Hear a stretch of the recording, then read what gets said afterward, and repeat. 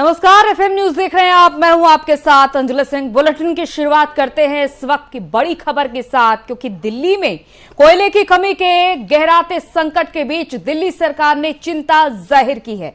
इसे लेकर गुरुवार को दिल्ली के ऊर्जा मंत्री सत्येंद्र जैन ने दिल्ली सचिवालय में एक आपातकालीन बैठक की। साथ ही केंद्र सरकार को पत्र लिखकर राजधानी दिल्ली को बिजली की आपूर्ति करने वाले बिजली संयंत्रों के लिए पर्याप्त कोयला देने के लिए केंद्र से हस्तक्षेप करने का अनुरोध किया। ऊर्जा मंत्री सत्येंद्र जैन ने कहा कि बिजली आपूर्ति करने वाले विभिन्न थर्मल स्टेशंस में इस समय कोयले की बहुत ज्यादा कमी है। ये 3 तस्वीरें हैं आपके सामने और अंदाजा लगाइए कि कहां कहां पर बड़ी समस्या आ सकती है। दिल्ली मेट्रो बिजली से चलती है, दिल्ली अस्पताल, यहां पर समस्या बड़ी हो सकती है क्योंकि मरीजों को बिजली की सबसे ज्यादा आवश्यकता होगी।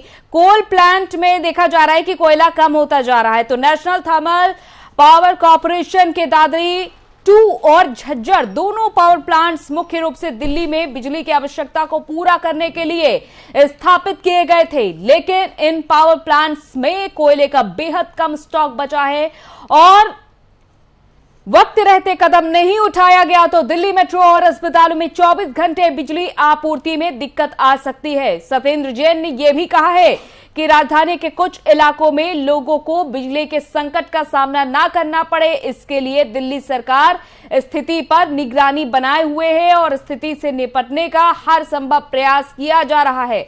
वर्तमान में कोयले की कमी से जूझ रहे इन पावर स्टेशन के जरिए दिल्ली में 25% से 30% की बिजली की मांग को पूरा किया जा रहा है। तो दिल्ली के सीएम अरविंद केजरीवाल ने भी कहा है कि अभी तक दिल्ली में हम लोग किसी तरह से मैनेज कर रहे हैं, पूरे भारत में स्थिति बेहद गंभीर है और सबको मिलकर जल्द ही समाधान निकालना होगा और इस समस्या से निपटने के लिए त्वरित ठोस कदम उठाने की जरूरत है। दिल्ली ही नहीं, 12 और राज्यों में कोयले की कमी देखी जा रही है। तो कोयले की कमी के चलते देश के 13 राज्यों में बिजली का संकट गहरा रहा है। उत्तर प्रदेश, दिल्ली, राजस्थान, मध्य प्रदेश, पंजाब, हरियाणा, उत्तराखंड, बिहार, झारखंड, महाराष्ट्र, गुजरात, कर्नाटक, आंध्र प्रदेश, यहां पर बिजली संकट की खबरें लगातार सामने आ रही है। सबसे बड़ी बात कि गर्मी बढ़ती जा रही है और इस बीच बिजली का गुल होना लगातार, खास तौर पर अस्पतालों में और जितने भी जरूरी संस्थान है वहां पर बिजली की सबसे ज्यादा आवश्यकता है। गर्मियों में मेट्रो, अस्पतालों और लोगों को निरंतर बिजली आपूर्ति सुनिश्चित करने के लिए सबसे ज्यादा जरूरी है। तो पावर स्टेशन दिल्ली के कुछ हिस्सों में ब्लैकआउट रोकने में अहम भूमिका निभाते हैं, लेकिन आखिर कब तक ये पावर स्टेशन अपनी भूमिका निभा पाएंगे, क्योंकि बिजली की मांग लगातार बढ़ती जा रही है और बिजली की मांग जो है भारत में कल 201 गीगावाट तक पहुंच गई है।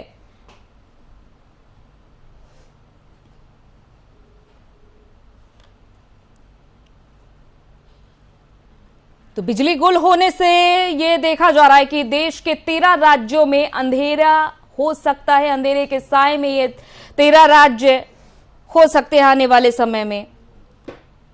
और ये समस्या कोई पहली बार उत्पन्न नहीं हुई है, इससे पहले भी इस तरह से बिजली संकट हो चुका है, कोयले की कमी देखी गई है, लेकिन अभी तक कोई बड़ा समाधान नहीं हुआ।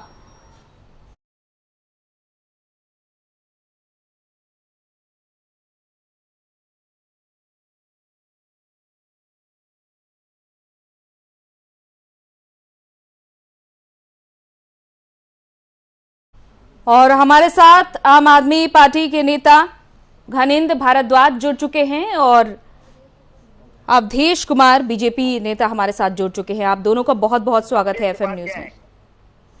माफ कीजिएगा, अवधेश उपाध्याय जी, आप दोनों को बहुत बहुत स्वागत है एफएम न्यूज में। अवधेश जी, सबसे पहले तो आपसे ही सवाल, क्योंकि देखिए पूरे देश में जो बिजली संकट है वो अभी का नहीं उत्पन्न हुआ है, अचानक से स्थितियां नहीं उत्पन्न हुई है। तो ऐसे में जनता सवाल पूछेगी ही कि आखिर क्या किया जा रहा है कोयले की कमी के लिए। जी देखिए अंजलि जी, मैं आपको स्पष्ट कर दूं पहले तो, सबसे पहले कि जैसे अभी एक ये निगेटिव तौर के साथ कुछ लोग अफवाह फैला रहे हैं, इसी तरह से ठीक इसी तरह से 6 महीने पूर्व भी देश में इसी तरह की अफवाह फैलाई गई थी, देश की जनता को गुमराह किया गया था कि हमारे देश में कोयला नहीं है, 4 दिन का कोयला बचा हुआ है, 4 दिन के बाद पूरा देश जो है अंधेरे में डूब जाएगा। शायद आपने भी सुना होगा, देखा होगा, है ना। कुछ टीवी चैनल वाले जो नेगेटिव थॉट के साथ अपनी खबर चलाते हैं, उन्होंने भी ये खबर दिखाई। कुछ एक विशेष ग्रुप, देखिए, टीवी चैनल वाले नेगेटिव थॉट के साथ खबर नहीं दिखाते हैं। जो पूरे देश भर में हो रहा है अवधेश जी, वो उसकी असलियत दिखाते हैं।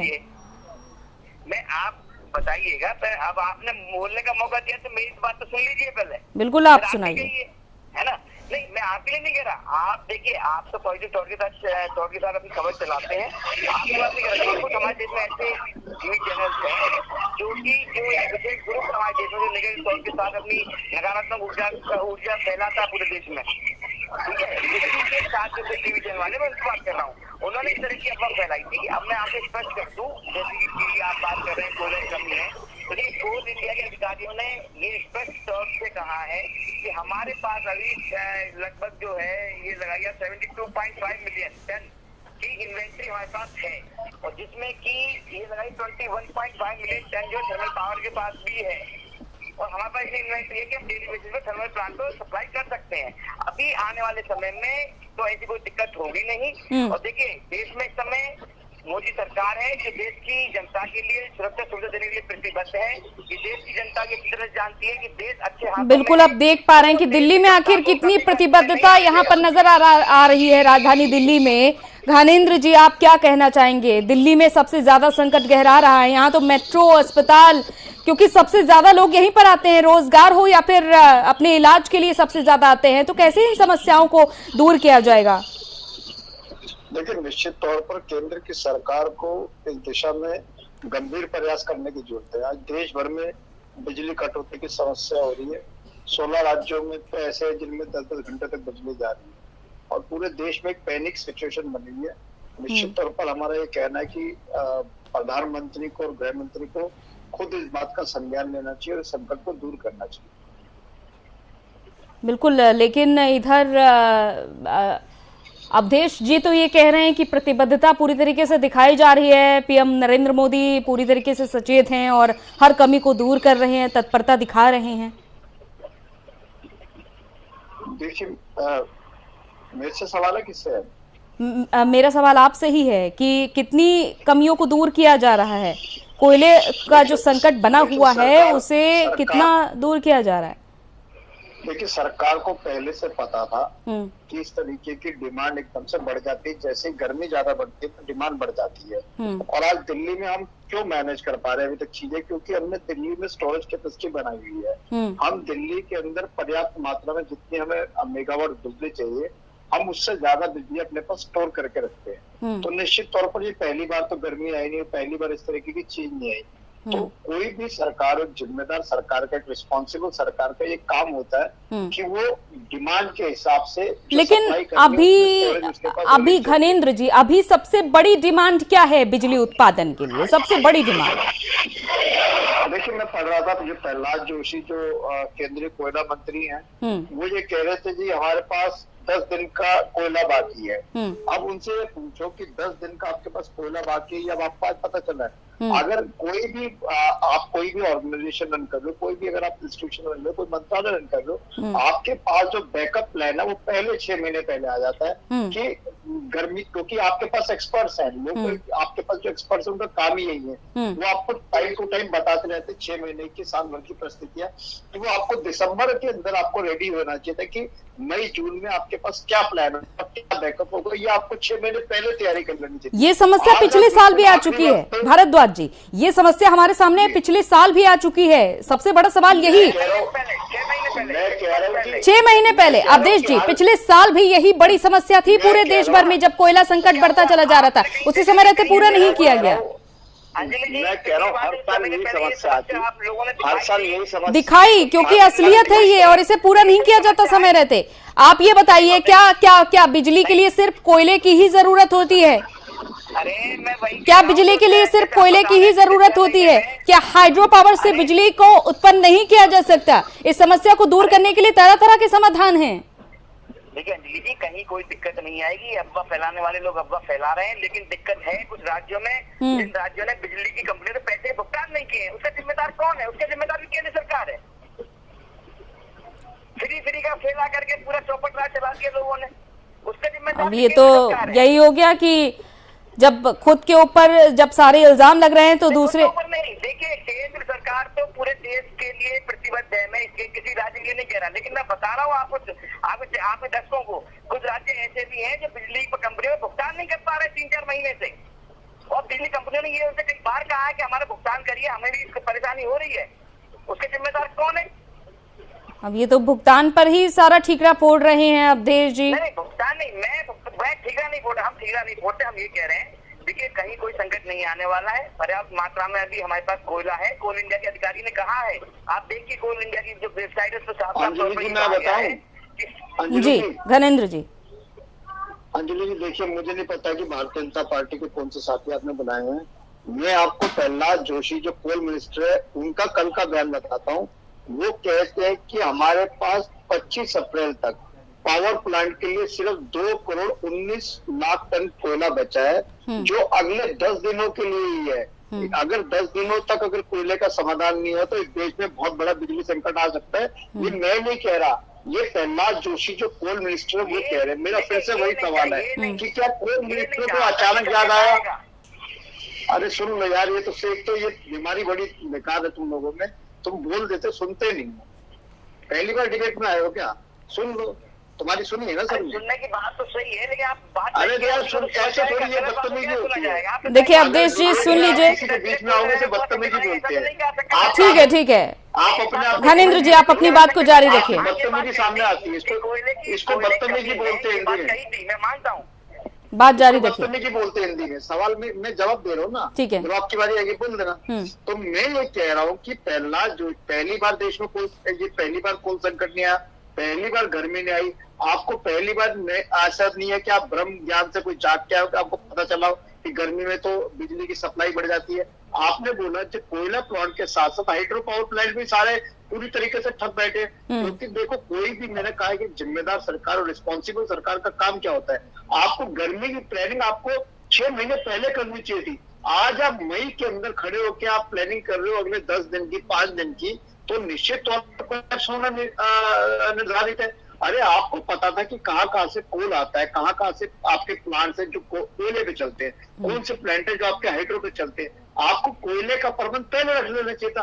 आपने कोयला तो सारा बेच दिया प्राइवेट ठेकेदारों को। आज प्राइवेट ठेकेदार कोयले के ऊपर आके बैठ गए, और अब क्या हो रहा है कि ब्लैक मनी चल रही है। अब घनेंद्र जी अवधेश जी का ये भी कहना है कि बिजली बिल का भुगतान नहीं किया गया, अब कैसे इतनी जल्दी पूरा किया जाए स्टॉक को?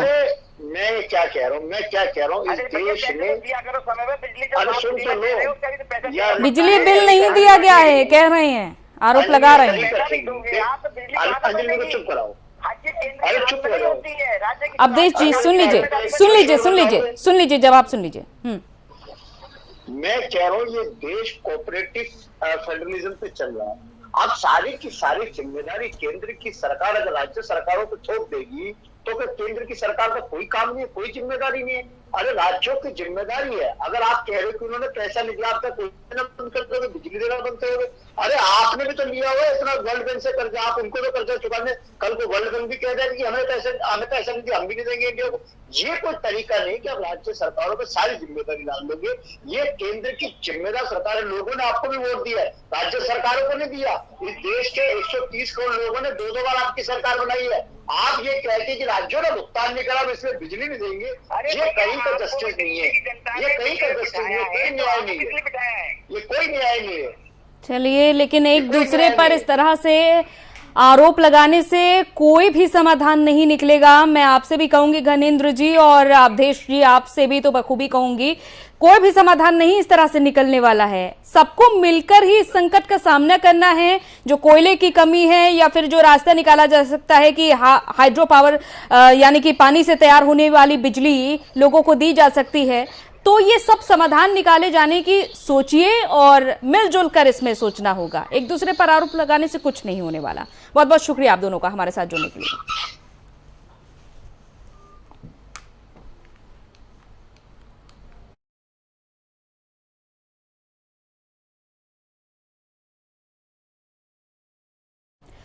और लाउड स्पीकर विवाद के बीच ईद से पहले आज अलविदा जुमे की नमाज है और इस मुद्दे पर मौजूदा हालात को देखते हुए पुलिस प्रशासन की तरफ से खास तैयारी की गई है। सुरक्षा व्यवस्था पुख्ता की गई है। विवाद को देखते हुए मुस्लिम धर्म गुरुओं ने भी लोगों से अपील की है कि वो सड़कों पर नमाज न पढ़ें, तो वहीं से लेकर प्रशासन ने भी कुछ एडवाइजरी जारी की है जिसके मुताबिक सड़क पर नमाज को लेकर मनाही की गई है। और अगर यूपी की बात करें तो यहाँ की गाइडलाइंस के अनुसार अलविदा जुमे की नमाज कहीं भी सड़क पर नहीं होगी।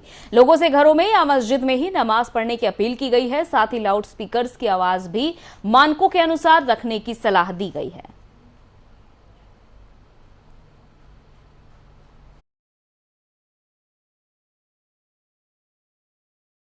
फिलहाल उत्तर प्रदेश में सड़कों पर जुमे की नमाज नहीं अदा करनी है।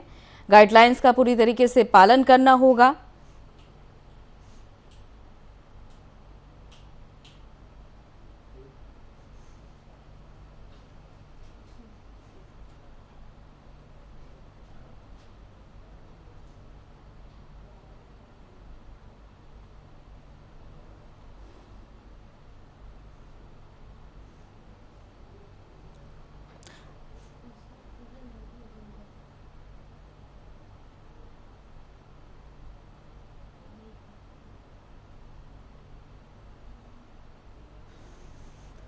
तो फिलहाल जो गाइडलाइन जारी की गई है उसका पालन सभी मिलकर करें, यही फिलहाल उम्मीद की जा रही है। और साफ साफ लोगों से अपील भी की गई है कि नमाज के दौरान कुछ ऐसा ना करें जिससे दूसरे लोगों को परेशानी का सामना करना पड़े। तो आज रमज़ान का अलविदा जुमा है और उलेमाओं ने भी एक राय से अलविदा जुमे की नमाज को लेकर नमाज गाइडलाइन जारी की है और इसमें साफ साफ लोगों से अपील है दूसरों को नुकसान हो ऐसा कोई भी कदम ना उठाएं। और जाहिर तौर पर इसके अलावा मस्जिदों में लाउड स्पीकर की आवाज भी मानकों के अनुसार रखने की सलाह दी गई है। तो ये पहला मौका है जब मुस्लिम धर्म गुरु सामने आकर लोगों से सड़कों पर नमाज ना पढ़ने की अपील कर रहे हैं। मुस्लिम उलेमा के इस बयान के बाद प्रशासन ने जरूर राहत की सांस ली है। सुरक्षा के भी पुख्ता इंतजाम देखे जा रहे हैं, लेकिन ये पहला मौका है जब धर्म गुरु खुद लोगों को समझा रहे हैं कि कोई भी ऐसा कदम ना उठाएं जिससे लोगों को परेशानी हो, दूसरे लोग संकट में आए। प्रशासन की ओर से भी कड़ी नजर रखी जा रही है।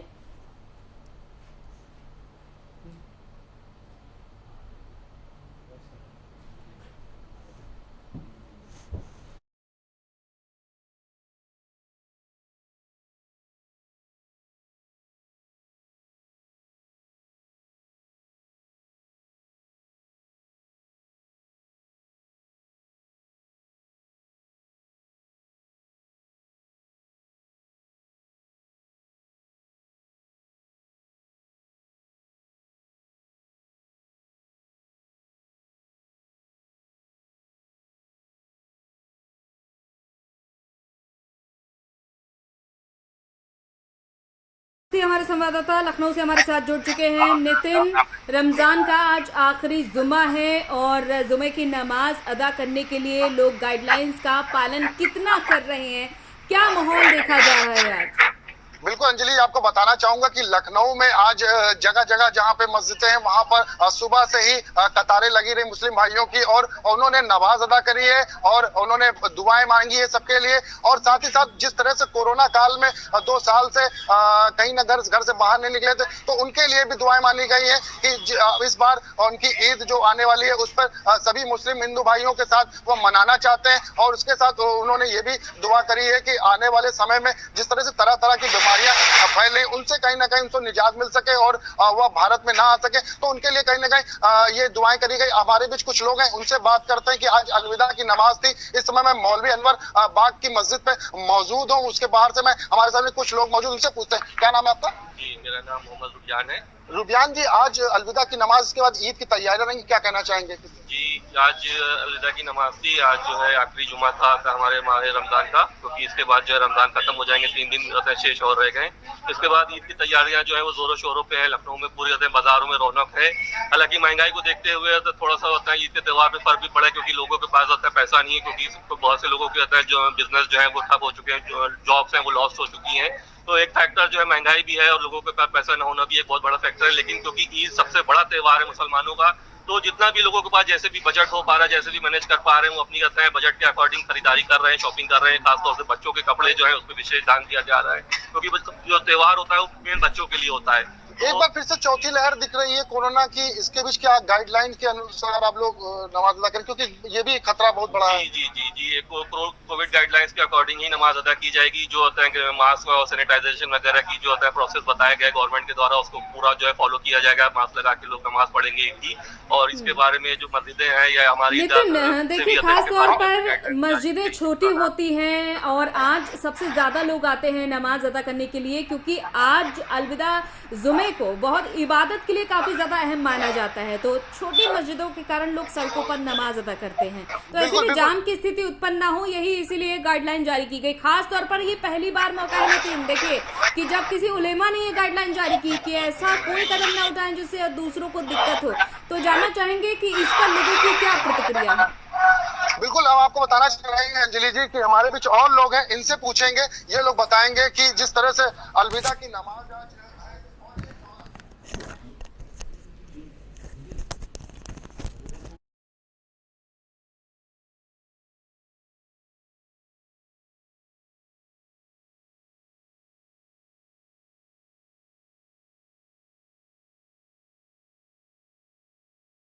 तो कुछ तकनीकी खामी के चलते नितिन से हमारा संपर्क टूट चुका है।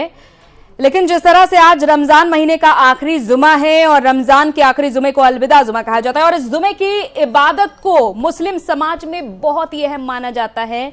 और देखिए, आज जो गाइडलाइन जारी की गई है वो इसी वजह से जारी की गई है क्योंकि ज्यादा से ज्यादा संख्या में लोग आते हैं जुमे की नमाज अदा करने के लिए और इसीलिए सड़कों पर भी लोग नमाज अदा करते हैं।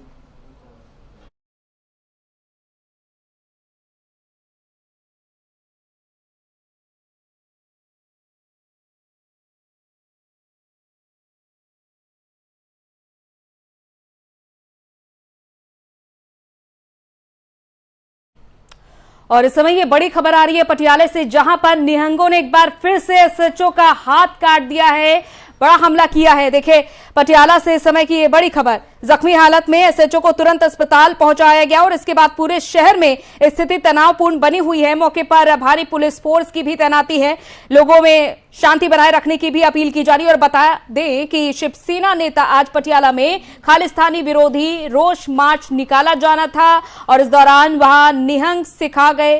पुलिस ने माहौल शांत रखने के लिए दोनों तरफ के लोगों को शांत कराया, तभी वहां माहौल तनावपूर्ण हो गया, जिसके बाद एक सिख ने एसएचओ का हाथ काट डाला। फिलहाल स्थिति अभी भी तनावपूर्ण बनी हुई है।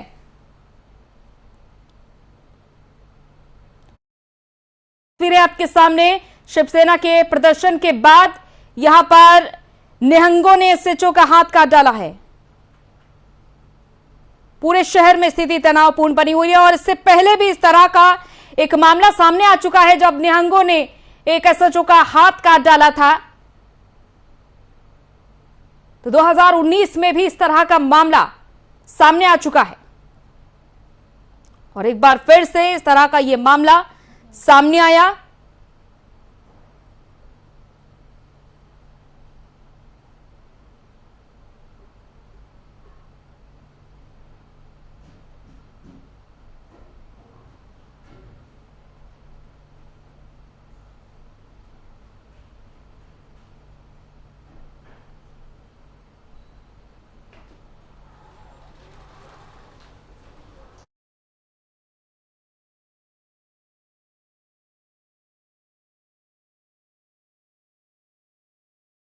चलिए, इसी के साथ इस बुलेटिन में इतना ही, इजाजत दीजिए, नमस्कार।